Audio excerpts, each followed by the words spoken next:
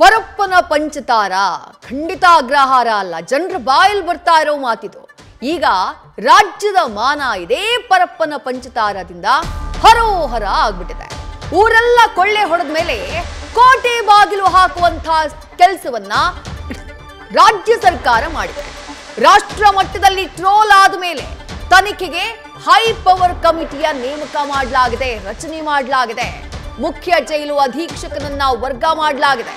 ಇಬ್ಬರು ಅಧೀಕ್ಷಕರು ಸಸ್ಪೆಂಡ್ ಆಗಿದ್ದಾರೆ.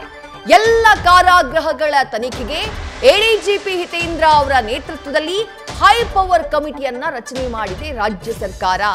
ರಾಜ್ಯ ಗೃಹ ಇಲಾಖೆ ಪರಪ್ಪನ ಅಗ್ರಹಾರ ಜೈಲಿನಲ್ಲಿ ಅಬ್ಬಬ್ಬಬ್ಬ ಅದೇನು ಸೌಲಭ್ಯ, ಅದೇನು ಸವಲತ್ತು.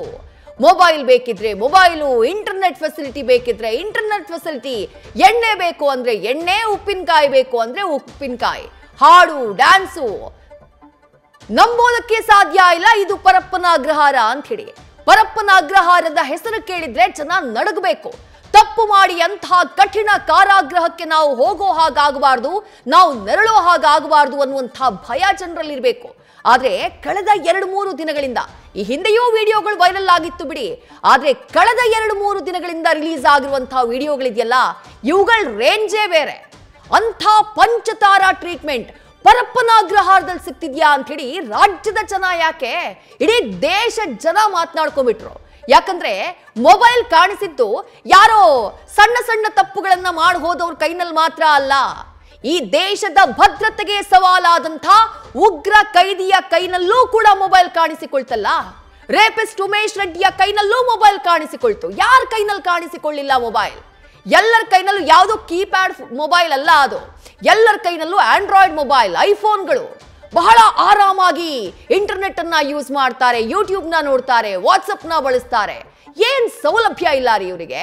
ಎಲ್ಲಾ ಸೌಲಭ್ಯಗಳು ಇದ್ದಾವೆ. ಇದೇ ವಿಡಿಯೋಗಳನ್ನ ರಾಷ್ಟ್ರ ಮಟ್ಟದಲ್ಲಿ ಜನ ಟ್ವಿಟರ್ಗಳಲ್ಲಿ, ಸೋಷಿಯಲ್ ಮೀಡಿಯಾ ಪ್ಲಾಟ್ಫಾರ್ಮ್ಗಳಲ್ಲಿ ಶೇರ್ ಮಾಡಿ ಏನ್ ನಡೀತಾ ಇದೆ ಪರಪ್ಪನ ಅಗ್ರಹಾರದಲ್ಲಿ ಅಂತ ಹೇಳಿ ಪ್ರಶ್ನೆ ಮಾಡಿದ್ರು. ರಾಜ್ಯ ಸರ್ಕಾರಕ್ಕೆ ಚೀ ಥೂ ಅಂತ ಉಗಿದ್ರು. ಜೈಲಾಧಿಕಾರಿಗಳಿಗೆ ವಾಚಾಮಗೋಚರವಾಗಿ ಬೈದ್ರು. ಇಷ್ಟೆಲ್ಲ ಆದ್ಮೇಲೆ, ಇಡೀ ರಾಜ್ಯದ ಮಾನ ಹರಾಜಾದ ಮೇಲೆ ಈಗ ರಾಜ್ಯ ಗೃಹ ಇಲಾಖೆಗೆ ಅದರ ಗಂಭೀರತೆ ಅರ್ಥವಾದ ಕಾಣಿಸ್ತಾ ಇದೆ. ಗೃಹ ಸಚಿವರು ಹಿರಿಯ ಅಧಿಕಾರಿಗಳ ಜೊತೆ ಸಭೆ ಮಾಡಿದ್ರು. ಸಭೆ ಮಾಡಿದಂತಹ ನಂತರದಲ್ಲಿ ಒಂದಿಷ್ಟು ಕ್ರಮಗಳನ್ನ ತೆಗೆದುಕೊಂಡಿದ್ದಾರೆ. ಕ್ರಮಗಳು ಏನು? ಜೈಲಿನ ಮುಖ್ಯ ಅಧೀಕ್ಷಕರನ್ನ ವರ್ಗ ಮಾಡಲಾಗಿದೆ. ಮತ್ತಿಬ್ಬರು ಜೈಲಿನ ಅಧೀಕ್ಷಕರು ಯಾರಿದ್ದಾರೆ ಅವರನ್ನ ಸಸ್ಪೆಂಡ್ ಮಾಡಲಾಗಿದೆ. ಜೊತೆಗೆ ಒಂದು ಕಮಿಟಿಯನ್ನ ರಚನೆ ಮಾಡಿದ್ದಾರೆ.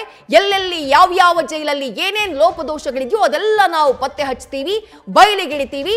ಇನ್ಮುಂದೆ ಹೀಗಾಗಲ್ಲ ಅನ್ನುವಂಥ ಪ್ರತಿ ಬಾರಿಯ ರೆಡಿಮೇಡ್ ಆನ್ಸರ್ ಗೃಹ ಸಚಿವರಿಂದ ಬಂದಿದೆ. ಗೃಹ ಸಚಿವರು ಸಭೆ ಮಾಡಿ ಹೇಳಿದ್ದೇನು, ಆ ಸಭೆಯಲ್ಲಿ ತೆಗೆದುಕೊಂಡಂತಹ ತೀರ್ಮಾನ ಏನು? ಕ್ವಿಕ್ ಆಗಿ ನೋಡ್ತಾ ಹೋಗೋಣ. ರಾಜಾತಿಥ್ಯ ಕೇಸ್ ಪರಿಶೀಲನೆ ನಡೆಸಿ ಸಮಗ್ರ ವರದಿಯನ್ನ ಕೊಡೋದಕ್ಕೆ ಹೈ ಪವರ್ ಕಮಿಟಿಯನ್ನ ರಚನೆ ಮಾಡಲಾಗಿದೆ. ಕಾನೂನು ಹಾಗೆ ಸುವ್ಯವಸ್ಥೆ ಎಡಿಜಿಪಿ ಆಗಿರುವಂತಹ ಹಿತೇಂದ್ರ ಅವರ ನೇತೃತ್ವದಲ್ಲಿ ರಚನೆಯಾಗಿರುವಂತಹ ಈ ಕಮಿಟಿಯಲ್ಲಿ 4 ಜನ ಇರ್ತಾರೆ. ತಿಂಗಳ ಒಳಗೆ ವರದಿಯನ್ನ ಕೊಡಬೇಕು ಅಂತ ಹೇಳಿ ಈ ಹೈ ಪವರ್ ಕಮಿಟಿಗೆ ಸೂಚನೆಯನ್ನ ಕೊಟ್ಟಿದ್ದಾರೆ ಗೃಹ ಸಚಿವ ಡಾಕ್ಟರ್ ಜಿ ಪರಮೇಶ್ವರ್.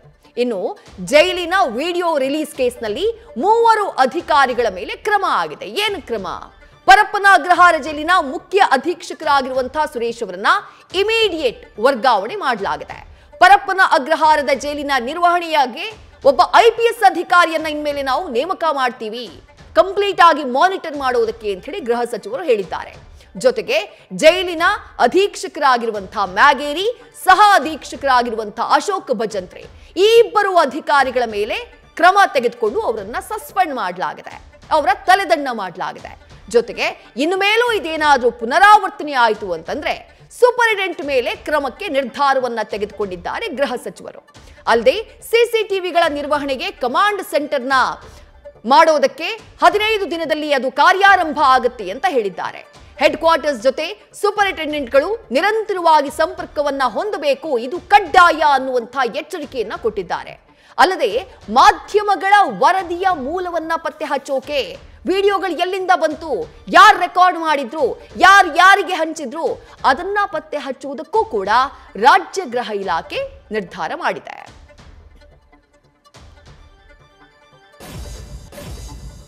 ಅಲ್ಲಿ ಆ ಪ್ರಿಸನ್ನಲ್ಲಿ ಲ್ಯಾಪ್ಸಸ್ ಏನಿದೆ ಅದನ್ನು ಕೂಡ ವರದಿಯಲ್ಲಿ ಕೊಡಬೇಕಾಗುತ್ತೆ ಅನ್ನುವಂಥ ಟರ್ಮ್ಸ್ ಆಫ್ ರೆಫರೆನ್ಸ್ ಅನ್ನು ಕೊಡ್ತೀವಿ. ಅದ್ರ ಜೊತೆಗೆ ಈ ಘಟನೆಗಳು ನಡೆದಿರೋದನ್ನು ಕೂಡ ಕೂಲಂಕುಷವಾಗಿ ಯಾರು ಆ ಸಂದರ್ಭದಲ್ಲಿ ಇದ್ರು, ಏನಕ್ಕೆ ಅದು ಆ ರೀತಿ ಆಗಿದೆ ಅನ್ನೋದನ್ನು ಕೂಡ ಅವರು ಆ ವರದಿಯಲ್ಲಿ ಕೊಡಬೇಕು ಅಂತೇಳಿ ಅವರಿಗೆ ನಾವು ಟರ್ಮ್ಸ್ ಆಫ್ ರೆಫರೆನ್ಸ್ ಕೊಡ್ತೇವೆ. ಬೆಂಗಳೂರಿನಲ್ಲಿ ಏನು ಘಟನೆ ಆಗಿದೆ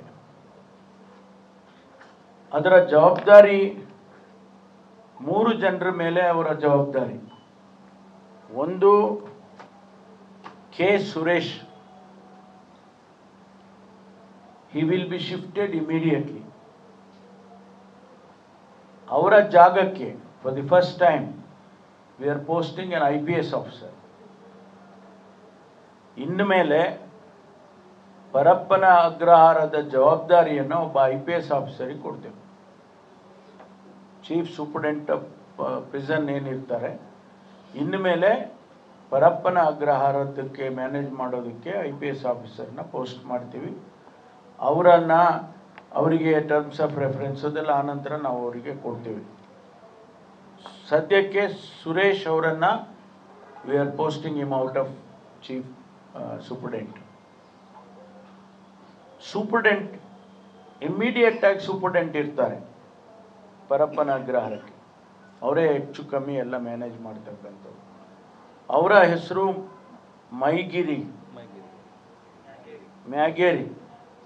ಮ್ಯಾಗೇರಿಯಾ, ಇಂಗ್ಲೀಷ್ನಲ್ಲಿ ಹಿಂಗೆ ಬರೆದ್ಬಿಟ್ಟವ್ರೆ, ಮ್ಯಾಗೇರಿ. ಅವರನ್ನ ಇಮಿಡಿಯೇಟ್ ಸಸ್ಪೆಂಡ್ ಮಾಡ್ತಾರೆ. ನ್ಯೂಸ್ ಫಸ್ಟ್ ನಿರ್ಭೀತಿಯಿಂದ ನಿಮ್ಮ ಪರವಾಗಿ.